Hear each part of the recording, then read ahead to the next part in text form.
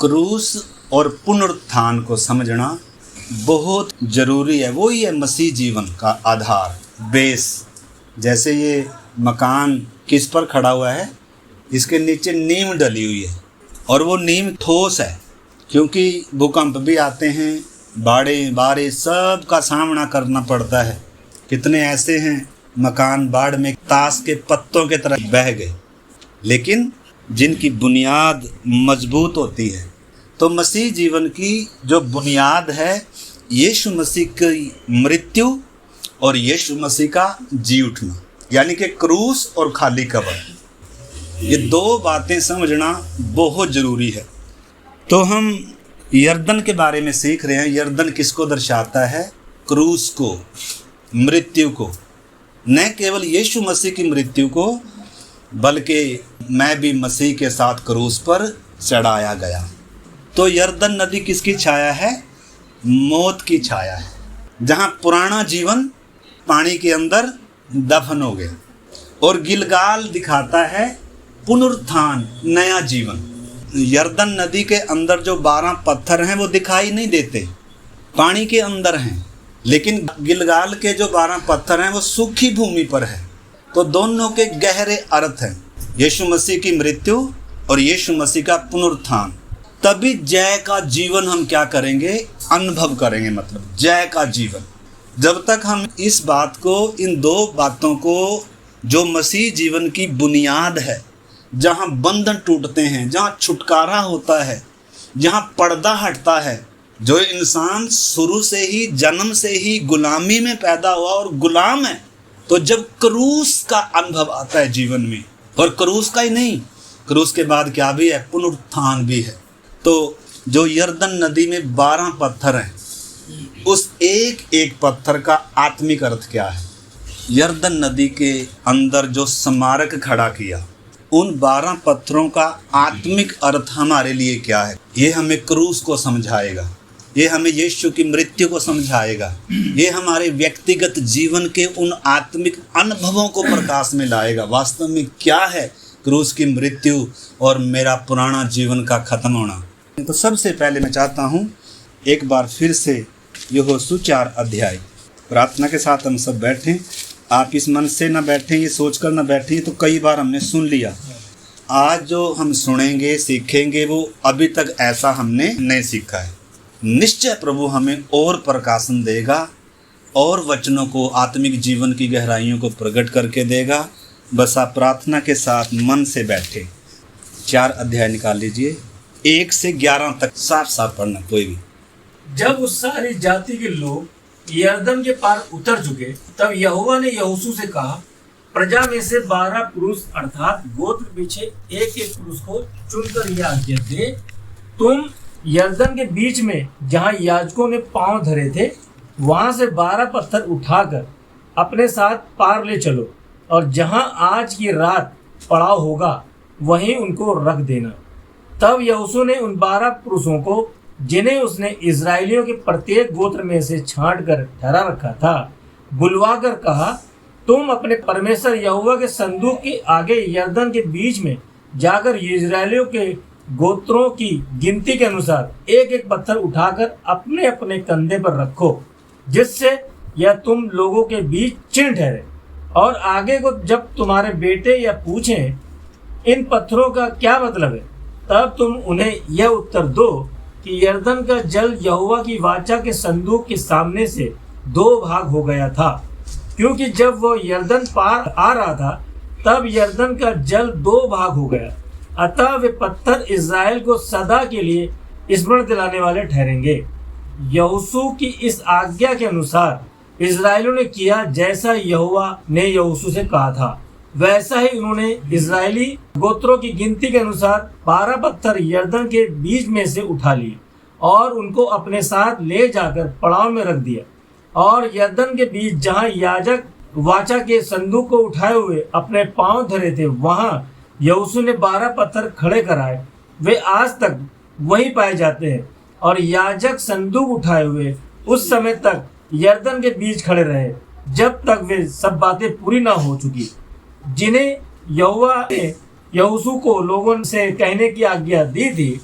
तब सब लोग फुर्ती से पार उतर गए, और जब सब लोग पार उतर चुके तब याजक और यहोवा का संदूक भी उनके देखते पार हुए। आमीन। प्रभु का वचन पढ़े सुने जाने पर हम सबको आशीष मिले, हर एक का मन खुल जाए, पवित्र आत्मा हमें सिखाए मसीह जीवन की गहरी बातें आज भी प्रभु हमें और खोल कर देंगे। तो सब ने, जितने भी हमारे भाई बहन हम सुन रहे हैं, हम सब ने अपनी यर्दन को क्या करना है? पार करना। मरना है तभी जीवन है। पहले पाप में इंसान मरा हुआ है, लेकिन अब जब प्रभु ने हमें आत्मा में जिलाया, अब हमें मरना है किसके लिए? पाप के लिए। तो वो जो 12 पत्थर हैं, एक एक पत्थर का आत्मिक अर्थ हमारे मसीह जीवन से क्या है, आइए वो हम सीखते हैं। तो सबसे पहले हम देखेंगे पहले पत्थर का आत्मिक अर्थ क्या है। पहला पत्थर रोमियो 6 का 6 और 7 पढ़ लीजिए। हम जानते हैं कि हमारा पुराना मनुष्य तब उसके साथ क्रूस पर चढ़ाया गया, ताकि पाप का शरीर व्यर्थ हो जाए और हम आगे को पाप के दास्तन में न रहें, क्योंकि जो मर गया वह पाप से छूटकर धर्मी ठहरा। तो 12 पत्थरों का जो स्मारक यर्दन नदी में है, कलीसिया से या मसीह जीवन से इसका क्या तात्पर्य है, क्या अर्थ है, हमें क्यों सीखने की जरूरत है? परमेश्वर ने अपना पवित्र वचन इसलिए दिया ताकि हम उद्धार की गंभीरता को समझें, यीशु मसीह की क्रूस की उस मृत्यु को, उसके मृत्युंजय की सामर्थ्य को हम क्या करें? समझे। तो पहले पत्थर का अर्थ क्या है? अभी हमने पढ़ा, पाप के लिए मर गए, ये सबूत है। हर एक विश्वासी ने उस पत्थर को, पत्थर ठोस चीज होती है, मतलब तैरता नहीं है, ठोस है, स्थायी है। तो हर एक विश्वासी ने हर समय ये याद रखना है कि मैं पाप के लिए मर चुका हूँ। अगर ये नहीं हम अपने आप को समझेंगे और याद नहीं रखेंगे उस स्मारक को, एक व्यक्ति जो पाप में पहले मरा हुआ था, लिखा है ना, हम भी सब के सब अपने पापों में, अपराधों में मुर्दा थे। इफिसियों 2 का 1 और कुलुस्सियों की पत्री 2 का 13-14 भी जब आप पढ़ोगे, उसमें भी ऐसा लिखा है कि हम सब क्या थे? अपने अपने अपराधों में, पापों में मरे हुए थे, पाप में मरे थे। लेकिन जब यीशु ने हमें जिलाया, अब हम जब यीशु के पीछे चलने का निर्णय ले रहे हैं, अब हम किसके लिए मर रहे हैं? पाप के लिए मर रहे हैं, जिसने यीशु को क्रूस पर चढ़ाया। अब मैं पाप के लिए मर चुका हूँ। हर दिन ये याद रखना है, मतलब मैं पाप के लिए मर चुका हूँ। 11 से 14। ऐसे ही तुम भी अपने आप को पाप के लिए तो मरा, परंतु परमेश्वर के लिए मसीह यीशु में जीवित समझो। हाँ, समझना मतलब लिखा है, जो मर गया वो पाप से छूटकर क्या ठहरा? धर्मी ठहरा। उस स्मारक को, उस दिन को, उस समर्पण को, उस बात को कभी भूलना नहीं है कि मैं पाप के लिए क्या हो चुका हूँ? मर चुका हूँ। आगे पढ़िए। इसलिए पाप तुम्हारे नश्वर शरीर में राज्य न करे। पाप तुम्हारे नश्वर शरीर में राज्य न करे। पाप राज्य करता है। कोई भी इंसान अपनी ताकत से इसे छूट नहीं सकता है। हम चाहे पाँव की एड़ी से सिर की चोटी तक जोर लगा ले सारी उम्र, पाप से इंसान छूट नहीं सकता है। गुलाम है इंसान पाप का। यीशु मसीह छुड़ाता है। उसने कहा, पुत्र तुम्हें स्वतंत्र करेगा तो तुम सचमुच क्या हो जाओगे? स्वतंत्र। तो क्रूस पर स्वतंत्र कर रहा है प्रभु पाप से एक व्यक्ति को। आगे पढ़िए। कि तुम उसकी लालसाओं के अधीन रहो और न अपने अंगों को अधर्म के हथियार होने के लिए पाप को सौंपो, पर अपने आप को मरे हुओं में से जी उठा हुआ जानकर परमेश्वर को सौंपो, और अपने अंगों को धर्म के हथियार होने के लिए परमेश्वर को सौंपो। तो इधर कुछ करने के लिए वचन कह रहा है। हमने सबसे पहले ये सोचना है, वो पत्थर याद रखना है हमेशा, क्योंकि वो अभी तक भी है। भले ही पानी के अंदर है। हर किसी ने, आपने जब बपतिस्मा लिया, हम सब ने बपतिस्मे को याद करें, बपतिस्मा क्यों लिया था, वो आखिरी दिन तक उसको याद रखना है। 2 विधियां हैं सिर्फ कलीसिया में। पहली विधि है बपतिस्मा, दूसरी विधि प्रभु भोज है, जो उसी चीज को याद दिलाता है कि मैं मर चुका हूँ, अब मैं मसीह में हूँ, अब मसीह मुझ में जिएगा, अब मैं पाप के लिए मर चुका हूँ। लिखा है तब तुम्हारे ऊपर पाप की प्रभुता नहीं। पाप नहीं तो फिर से क्या करेगा? प्रभुता करेगा। जब हम भूल जाते हैं ना कि पाप के लिए मैं मर गया हूँ, या पाप करने के लिए फिर से अगर हम जाएंगे तो फिर से क्या कर सकता है? प्रभुता कर सकता है। तो इसलिए हर एक विश्वासी ने, अगर पिछले दिनों कुछ ऐसी बात होगी हमारे जीवन में, गिर गए या फिसल गए या कुछ न कुछ बात आ गई, हमें हर, इसलिए प्रभु भोज बार बार है, ताकि हर एक विश्वासी अपने आप को पाप के लिए क्या समझे? मरा हुआ समझे। नहीं तो पाप द्वार पर खड़ा है। कैन को प्रभु ने कहा पाप द्वार पर खड़ा है और उसकी लालसा तेरी ओर है। हम सब ने इस बात को, मेरे प्यारे भाई बहनों, आंख खोल कर समझना ध्यान से। लिखा तब तुम्हारे ऊपर पाप की प्रभुता नहीं। पाप प्रभुता करता है। पाप प्राण को, स्वभाव को बिगाड़ता है। पाप परमेश्वर का शत्रु बनाता है इंसान को। इसलिए पाप को कभी माफ किया ही नहीं जा सकता। इसके ऊपर क्या गिरनी है? सजा गिरनी है। परंतु धन्यवाद करते हैं, यीशु मसीह हमारे लिए पाप ठहराया गया और वो सजा उसके ऊपर पड़ी। जब मैं यीशु मसीह को अपना प्रभु और उद्धारकर्ता स्वीकार करता हूँ, उसके साथ जब मैं एक हो रहा हूँ, तो पाप से मेरा क्या हो रहा है? छुटकारा हो रहा है। सब विश्वासी भाई बहनों ने ये याद रखना है। ये समारक है, मतलब ये बपतिस्मे में जब पहला यूहन्ना में हम पढ़ते हैं ना, 3 गवाही हैं। 3 गवाही स्वर्ग में है, 3 गवाही जमीन में, धरती में है। दूसरा पत्थर 12 पत्थरों में, तो दूसरा पत्थर है वो किस चीज को दर्शाता है? मेरे साथ निकालें कुलुस्सियों की पत्री 3 अध्याय 9 आयत। एक दूसरे से झूठ मत बोलो, क्योंकि तुमने पुराने मनुष्यत्व को उसके कामों समेत उतार डाला है। हम सबको ये जरूरत है, मुझे भी, आप सबको भी जरूरत है। और यीशु के क्रूस को हम गंभीरता से समझें और उसके पुनरुत्थान को गंभीरता से समझें और उसको अपने जीवन में अनुभव करें, तभी जय है। नहीं तो मौत डराएगी। पतरस ने, चेलों ने दावा किया था, प्रभु सब छोड़ जाएंगे, हम तुझे छोड़ने वाले नहीं हैं। लेकिन जब हालात बिगड़ेंगे, जान बचाकर पतली गली से क्या करना? ये डरना नहीं। डरेंगे कब? जब तक क्रूस को नहीं समझा, जब तक यीशु मसीह के जी उठने को नहीं समझा, जब तक ये नहीं समझा स्वर्ग और पृथ्वी का सारा अधिकार उसके पास है। हमारे परमेश्वर के सिंहासन पर बैठा हुआ है और पृथ्वी के राजाओं के ऊपर उसका क्या है? राज्य है। वो प्रभुता करता है। नबूकदनेस्सर जैसों को घास चराने की क्या रखता है? ताकत रखता है भाई जी। ऐसा परमेश्वर। इसलिए सदरक, मेशक, अबेदनगो हमारे सामने क्या है? उदाहरण है। दलेरी से क्यों खड़े हुए? क्योंकि किसको जानते हैं? परमेश्वर को जानते हैं। जब तक हम परमेश्वर को नहीं जानेंगे, क्रूस को नहीं जानेंगे, उसको व्यक्तिगत तौर पर अनुभव नहीं करेंगे हमारे ऊपर, तो हमारी नींद से ही नहीं, हम इस जानवर से नहीं छूट पाएंगे। तो हमने समझना है। दूसरा पत्थर क्या है? एक बार फिर से पढ़े, 2 कानों। एक दूसरे से झूठ मत बोलो, क्योंकि तुमने पुराने मनुष्यत्व को उसके कामों समेत उतार डाला है और नए मनुष्यत्व को पहन लिया है, जो अपने सृजनहार के स्वरूप के अनुसार ज्ञान प्राप्त करने के लिए नया बनता है। हर एक विश्वासी जिसने बपतिस्मा लिया है, आप सब ने समझना है मेरे प्यारे भाई बहनों, आपने अपने स्मारक को याद रखना है। क्या याद रखना है?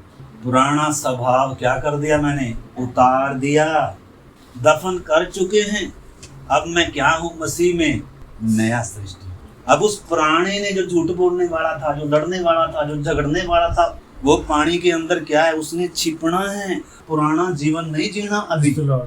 अगर अभी हम पुराना जीवन जिएंगे तो पाप क्या करेगा? फिर से मौत फिर से क्या करेगी? राज करने लगेगी।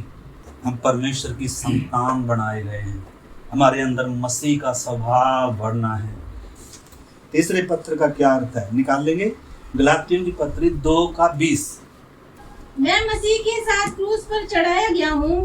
अब मैं जीवित न रहा, पर मसीह मुझ में जीवित है। मैं मसीह के साथ क्रूस पर चढ़ाया गया हूँ। क्या हम बोल सकते हैं सचमुच में?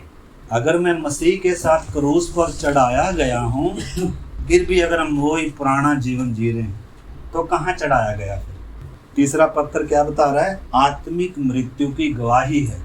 कि मैं मसीह के साथ क्रूस पर चढ़ाया गया, अब मैं जीवित नहीं। पुराने दोस्त आएंगे, पुरानी बातें आएंगी, पुराने ख्याल आएंगे, पुराने के लिए हर समय मैं क्रूस पर चढ़ा हुआ हूँ। ऐसे कर कर हम सब विश्वासी भाई बहन अगर इस चीज़ को नहीं समझेंगे, हमने मसीह को पहना हुआ है, लेकिन अगर हम ये बात भूल ले, शैतान पुराने को लेकर फिर रहा है हमारे पीछे पीछे, ताकि हम क्या पहन लें, पुराने को पहन लें। पुराना मनुष्य तब उतार दिया, और क्या हो गया, अभी हम तीसरे पत्थर के बारे में देख रहे हैं, ये उस मृत्यु की गवाही है कि मैं मसीह के साथ क्रूस पर चढ़ाया गया हूँ, अब मैं जीवित नहीं। आगे, पर मसीह मुझ में जीवित है। मसीह मुझ में जीवित है। मैं शरीर में अब जो जीवित हूँ, अब जो शरीर में मैं जीवित हूँ ना, तो केवल उस विश्वास से जीवित हूँ, तो केवल उस विश्वास से जीवित हूँ जो परमेश्वर के पुत्र पर है, जिसने मुझसे प्रेम किया और मेरे लिए अपने आप को दे दिया। ये है, जिसने मुझसे प्रेम किया और मेरे लिए अपने आप को दे दिया। ये है समर्पण का आधार। किसी ने मेरे लिए अपने आप को दिया है, तो हर एक विश्वासी ने, हम सब ने, देखो यरदन पार का अनुभव तभी आएगा, जी उठने की वो सामर्थ का अनुभव तभी अनुभव करेंगे। जय का जीवन, उससे पहले इस मृत्यु का अनुभव करना बहुत जरूरी है। और एक ही बार कर लिया सिर्फ नहीं, बपतिस्मा ले लिया, उसके बाद हम अपनी मर्जी से फिर से चलने लगे, पुराना जीवन जीने लगे, तो फिर से भाई जी हमारे ऊपर किसका साम्राज्य हो सकता है। आगे हम पढ़ेंगे। तो चौथा पत्थर के बारे में पढ़ते हैं, मेरे साथ निकालें, गलातियों की पत्री 6 अध्याय का 14। पर ऐसा ना हो कि मैं अन्य किसी बात का घमंड करूं, केवल हमारे प्रभु यीशु मसीह के क्रूस का, जिसके द्वारा संसार मेरी दृष्टि में और मैं संसार की दृष्टि में क्रूस पर चढ़ाया गया हूँ। ये स्मारक है जो आज तक है, वो पत्थर आज तक उधर ही हैं। हम सब याद करें, जब हमने बपतिस्मा लिया है या जो लेने जा रहे हैं, आगे अपनी समझने बपतिस्मा क्या है। बपतिस्मा लेकर अपनी मनमर्जी का जीवन नहीं है। लिखा है अधूरे सुधार के लिए यीशु ने उदाहरण दिया, जब एक व्यक्ति में से दुष्ट आत्मा निकल जाती है, वो सूखी जगहों में भटकती फिरती है, लेकिन कहीं विश्राम नहीं है उसको, लेकिन फिर से वो फिर आती है अपने साथ सहेलियों के साथ अपने से ताकत दुष्ट आत्माओं के साथ दोबारा फिर आती है, और उस घर में आती है कि जिसमें मैं पहले रहती थी। लिखा है उस घर को सजा संवारा पाती है। दुष्ट आत्माओं के लिए सजा हुआ जीवन है एक विश्वासी का, जिसको एक बार प्रभु ने छुटकारा दिया था, और पहले से बुरी हालात हो सकती है, पहले से बुरी हालात, यीशु ने चेतावनी दिया, पहले से बुरी हालात हो सकती है। शैतान और मन कठोर कर देगा, और फिर यीशु के प्रति, पाप के प्रति, मतलब फिर इन चीज़ों के प्रति संवेदना क्या हो जाएंगी, खत्म हो जाएंगी। शैतान मन को क्या करता है, कठोर करता है। तो इस करके एक विश्वासी ने अपने स्मारक को हर समय याद रखना है, उस मृत्यु के दिन को, बपतिस्मे के दिन को, उस वाचा को याद रखना है। इसलिए प्रभु भोज बार बार हम लेते हैं, उसको याद करते हैं, मैं मर चुका हूँ, मैं दफन हो चुका हूँ, मसीह मुझ में जीवित है। अब जब मैं जीवित हूँ तो केवल उस विश्वास से जीवित हूँ जो परमेश्वर के पुत्र पर है, जो मेरे लिए मरा और जिसने मुझे प्रेम किया। ये मसीह जीवन का बेस है, आधार है। फिर चाहे आंधी तूफान कुछ भी आओ, हमारे आनंद को, हमारी शांति को कोई क्या नहीं कर सकता, लूट नहीं सकता। तो इस बात को हमें समझना है। ये क्या दर्शाता है, संसार से अलगदाई को दर्शाता है। मतलब मैं संसार के लिए मर चुका हूँ। अगर अब भी संसार की चिंता है, संसार क्या कहेगा, लिखा है वो कौन से हैं, वो झाड़ियों में बोए गए हैं। जिनको संसार की चिंता, झाड़ियों में बोए गए कौन है? पौलुस तो कहता मैं तो संसार के लिए क्रूस पर चढ़ाया गया हूँ। शैतान जोर लगाएगा, अपने एजेंटों को लेकर आएगा, ताकि फिर से हम संसार से समझौता कर लें, पाप से समझौता कर लें और संसार के साथ मित्रता कर लें। वचन कहता है संसार से मित्रता तो परमेश्वर से शत्रुता है, शत्रुता है। आपने समझना।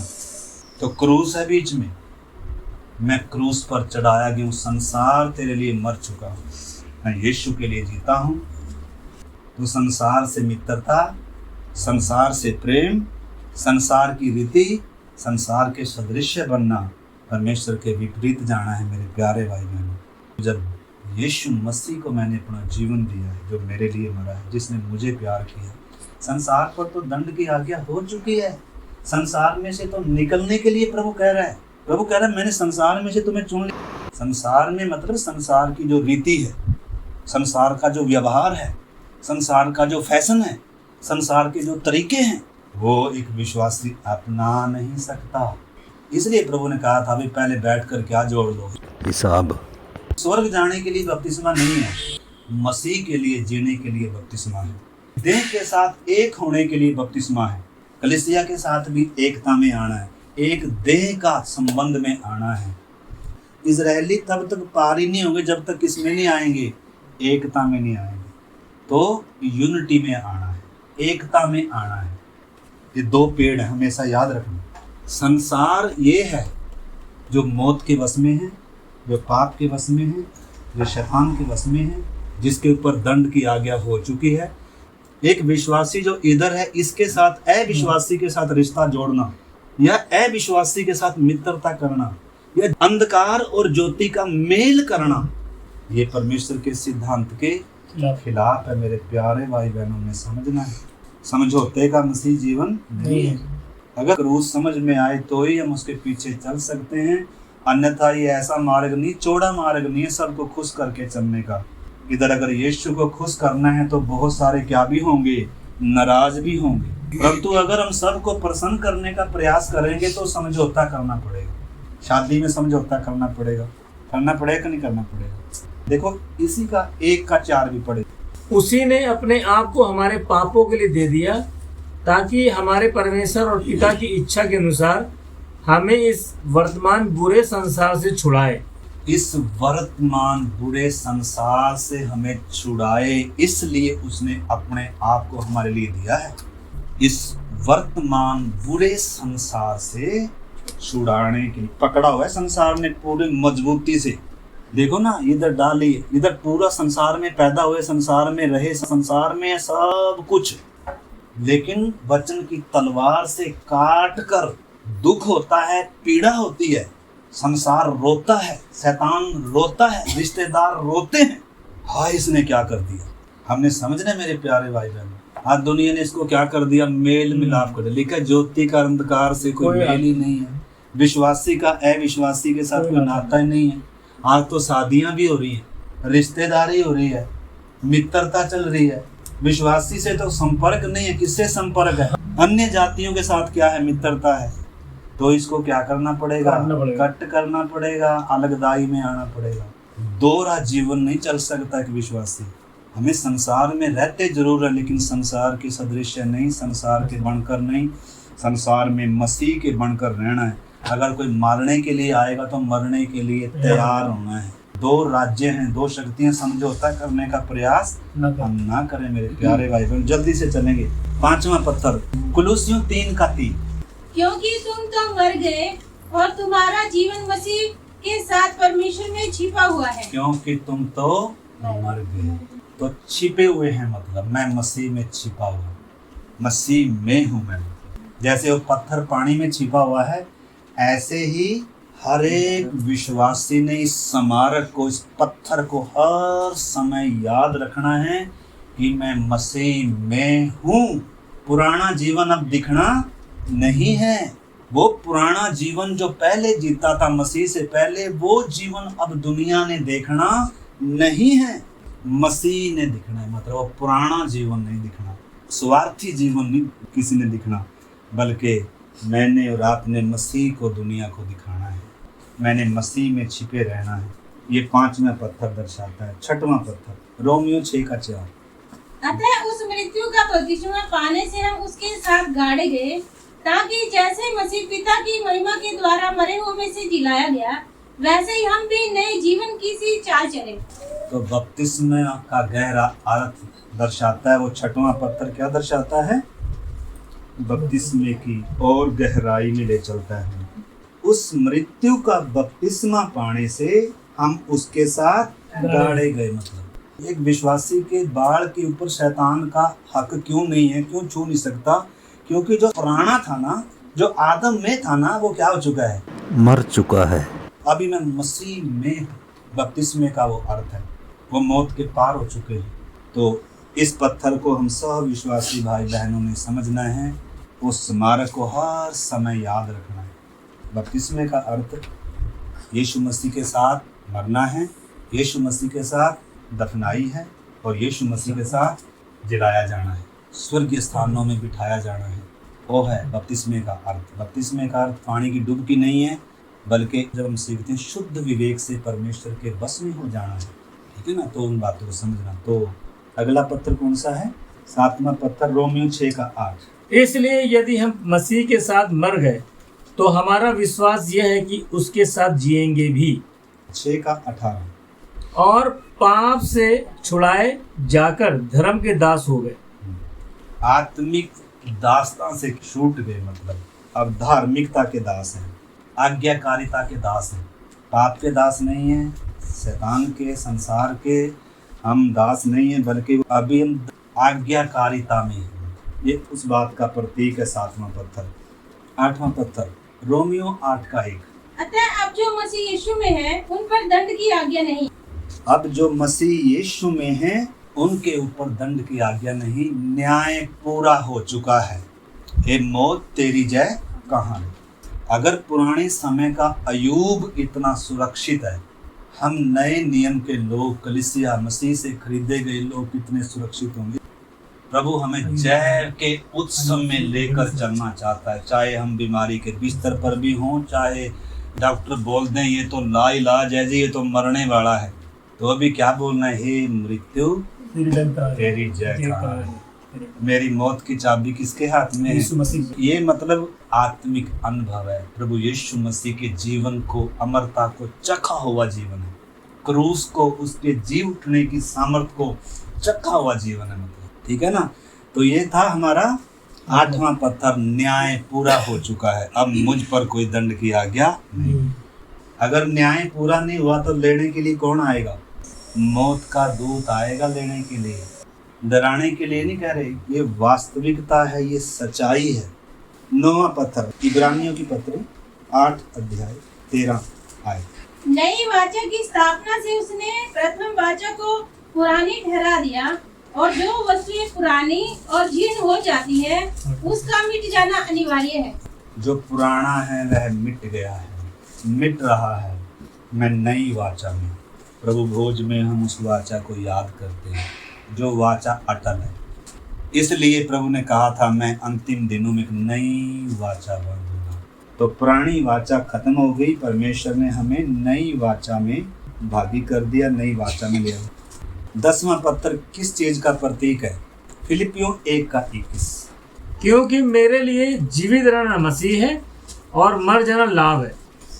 जीवित रहना मसीह है और मर जाना क्या है? मरना लाभ है कि हानि है? बताओ। अगर लाभ होगा तो फिर मरने से डरोगे। पौलुस क्या कह रहा है?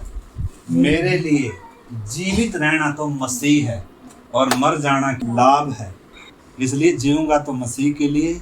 पौलुस कहता है मेरे लिए जीवित रहना मसीह है और मर जाना क्या है? लाभ है। 11 यहोशू 4:9। और यरदन के बीच जहाँ याजक वाचा के संदूक को उठाए हुए अपने पांव धरे थे, वहाँ यहोशू ने 12 पत्थर खड़े कराए, वे आज तक वहीं पाए जाते हैं। मतलब 11वां पत्थर क्या दर्शाता है? मसीह जीवन क्या है? गवाह है। वो पत्थर या गवाह का प्रतीक है, साक्षी का प्रतीक है। 12वां पत्थर किस चीज का प्रतीक है? इब्रानियों की पत्री 2:14 और 15 आयत पढ़ेंगे, फिर हम प्रार्थना करेंगे। 12वां पत्थर। इसीलिए जबकि लड़के मांस और लहू के भागी है, तो वह आप भी उसके समान उनका सहभागी हो गया, ताकि मृत्यु के द्वारा उसे, जिसे मृत्यु पर शक्ति मिली थी, अर्थात शैतान को निकम्मा कर दे, और जितने मृत्यु के भय के मारे जीवन भर दास्तों में फंसे थे उन्हें छुड़ा ले। आमीन। यीशु मसीह हमारे समान मांस और लहू का शरीर लिया। परमेश्वर ने देह धारण किया। किस लिए किया? ताकि मृत्यु ले, ताकि उस मृत्यु के द्वारा शैतान को क्या कर दे? निकम्मा कर दे। और जो उसके दास्तों में पड़े हुए थे जीवन भर, उनको क्या कर ले? छुड़ा ले। तो 12वां पत्थर किस चीज का प्रतीक है? मसीह ने मुझे क्या कर दिया, उस दास्तां से छुड़ा लिया। एक विश्वासी के अंदर मौत का भय राज नहीं कर सकता, शैतान का डर नहीं राज कर सकता, और पाप क्या नहीं कर सकता, राज नहीं कर सकता। किसके राज्य में है? मसीह के राज्य में। यरदन पार का वही मतलब है। तो इसलिए आइए मेरे प्यारे भाई बहनों, और भी इन बातों को आत्मिक तौर पर हम अनुभव करें, अकेले में बैठकर प्रार्थना करें और इस बात को समझने का प्रयास करें। सब प्रार्थना। यरदन नदी के बीच में 12 पत्थर पानी के नीचे हैं। हमारे पुराने जीवन की मृत्यु और क्रूस का प्रतीक है। अब मैं जीवित नहीं रहा। हर दिन इस बात को ताज़ा करना है, हर दिन। प्रभु भोज बार बार, अन्यथा हम पुराने चाल चलने लगेंगे। हमारे भीतर पुराना स्वभाव फिर से आएगा, पुरानी बातें आएंगी, पुराने मित्र आएंगे, पुरानी यादगारी आएगी, फिर से हमें कोई पुराने को पहनाने के लिए आएगा। लेकिन आपने और मैंने अपने उस स्मारक को सदा याद रखना है। मैं मसीह के साथ मर चुका हूँ, मैं पाप के लिए मर चुका हूँ। जय के उस समय जीने के लिए मसीह की मृत्यु और उसका जी उठना आधार है। सचमुच में सभी हमारे भाई बहन जिन्होंने अभी तक बपतिस्मा नहीं लिया, वो आपने भी समझना है, मसीह जीवन की यरदन को पार कर। अगला पड़ाव गिलगाल है। हालेलुया। यरदन दर्शाता है मैं मर चुका हूँ, गिलगाल दर्शाता है अब मैं मसीह में जीवित हूँ। अब मेरे ऊपर किसी का भी कोई कर्ज नहीं है, किसी का मैं गुलाम नहीं हूँ, मैं परमेश्वर की संतान हूँ। प्यारे प्रभु, इन पवित्र वचनों के लिए हम आपको धन्यवाद करते हैं, विनती करते हैं खुदा इन वचनों को और भी मनन करने के लिए, और सचमुच में प्रभु जी मसीह जीवन की गहराई को, बपतिस्मे की गहराई को, प्रभु भोज की उन गहरी बातों को हम सबको समझने में आप मदद करना। जितनी बातें आज हमने सीखी हैं प्रभु, इनको और भी पवित्र आत्मा हमें खोल कर सिखाएं, ताकि हम भूल ना जाएं प्रभु जी, हम भूल ना जाएं। हृदय की पट्टिकाओं पर ये बातें हम लिखें खुदावन। सप्ताह भर प्रभु इसी भावना में, इसी सोच में, इसी लक्ष्य के साथ हम जिएं। तेरी आत्मा हमारी मदद करे। आपके हाथ में सौंपते हैं। सारा आदर, सारी महिमा आपको देते हुए प्रार्थना को हमारे उद्धार के कर्ता प्रभु यीशु मसीह के पवित्र नाम से हम मांगते हैं। आमीन।